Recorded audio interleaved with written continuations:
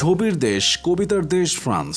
এবার বিশ্বকাপে সেই ফ্রান্সের খেলা মানেই কিলিয়ান এমবাপ্পে, উসমান দেম্বেলে ও মাইকেল ওলিসের সবুজ মাঠে শিল্পীর তুলিতে আঁকা কোনো চিত্রকর্ম। টুর্নামেন্টের কোয়ার্টার ফাইনাল পর্যন্ত এই তিনজনের অবদান দেখুন। এমবাপ্পে 8 গোলের পাশাপাশি করেছেন 3টি অ্যাসিস্ট। দেম্বেলেও করে ফেলেছেন টুর্নামেন্টে নিজের পঞ্চম গোল। বিশ্বকাপে ফ্রান্সের একমাত্র হ্যাট্রিকটি ব্যালন ডি'র ফরওয়ার্ডেরই। ওলিসের এখনও গোল না পাওয়াটা দুর্ভাগ্য অথবা রহস্য বলতে পারেন। তবে 5 গোল করিয়ে অ্যাসিস্টের তালিকায় তিনি আবার আছেন সবার উপরে। সামনে হাতছানি দিচ্ছে কিংবদন্তি পেলের এক বিশ্বকাপে সবচেয়ে বেশি 6 অ্যাসিস্টের কীর্তি। এর বাইরেও তিনজনের টেলিপ্যাথিক বোঝাপড়াটা এমনই দুর্দান্ত যে দেখে বোঝার উপায় নেই তিনজন এই প্রথম বড় কোনো আসরে একসঙ্গে খেলছেন। এক বিশ্বকাপে একই দলের দুজনের অন্তত 5 গোল করার আরেকটা কীর্তিও মনে করিয়ে দিয়েছেন এমবাপ্পে ও দেম্বেলে। সর্বশেষ 2002 বিশ্বকাপে জিতেছিল 2 ব্রাজিলিয়ান গ্রেট রোনালদো ও রিভালদো। কাকতালীয় বটে, এমবাপ্পে দেম্বেলের মতো রোনালদো রিভালদোর গোলও ছিল 8টি ও 5টি। এবার ওলিসকে যদি সেই বিশ্বকাপের তরুণ রোনালদিনহোর সঙ্গে তুলনা করেন তাহলে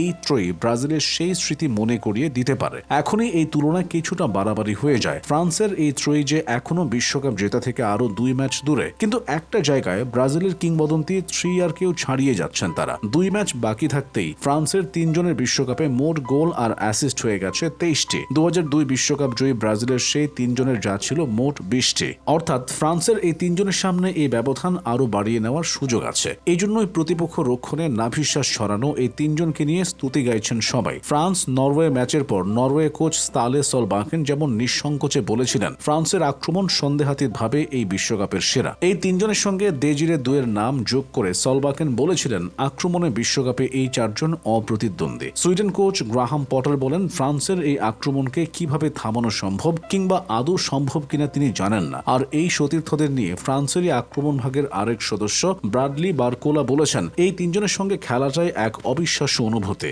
এখন প্রশ্ন হচ্ছে বিশ্বকাপের ইতিহাসে এই ত্রয়ীর জায়গা কোথায়? ফ্রান্সেরই 2018 বিশ্বকাপ জয়ী দলের এই ত্রয়ীর মধ্যে শুধু এমবাপ্পে ছিলেন। সেবার আক্রমণের বাকি দুজন ছিলেন গ্রিজমান ও জিরো। এমবাপ্পে ও গ্রিজমানময় সেই টুর্নামেন্টে জিরো অবশ্য কিছুটা আড়ালেই ছিলেন। অন্যদিকে 1998 ফ্রান্সের বিশ্বকাপ জয়ী দলে সেই অর্থে কোনো ত্রয়ী ছিলেন না। সেবার ফ্রান্সের হয়ে ফাইনালে তাদের সর্বোচ্চ স্কোরার থিয়েরি অরি প্রথম একাদশে খেলেননি। আর 60 ও 70-এর দশকে ফুটবলেও 4 এমনকি 5 জন ফরওয়ার্ডও একসঙ্গে খেলতেন। 70-এর ব্রাজিল দলে যেমন পেলে, তোস্তাও, জেয়ারজিনহো ও রিভেলিনো এই 4 জনের নাম একসঙ্গেই নিতে হয়। ক্লাব ফুটবলে ত্রয়ী বলতে বার্সেলোনায় মেসি, নেইমার, সুয়ারেজের এমএসএন বা রিয়াল মাদ্রিদের বেল, বেনজেমা, রোনালদোর বিবিসি ত্রয়ীর নাম আসে। এমবাপ্পে, দেম্বেলে, ওলিজে যেভাবে খেলছেন তাতে এই 2 ত্রয়ীর স্মৃতিও মনে পড়ে যেতে পারে আপনার। এমবাপ্পে ক্লান্তিহীন ছোটাছুটি করে প্রতিপক্ষের রক্ষণ ভাগে ভীতি ছড়াতে পারেন। ভয়ঙ্কর গতিময় দেম্বেলে ফাঁকা জায়গা কাজে লাগিয়ে আক্রমণ সানাতে পারদর্শী। আর ওলিসে ধীর গতির, সৃজনশীল এবং চূড়ান্ত রক্ষণচেরা পাস বাড়ানোর ক্ষেত্রে নিখুঁত।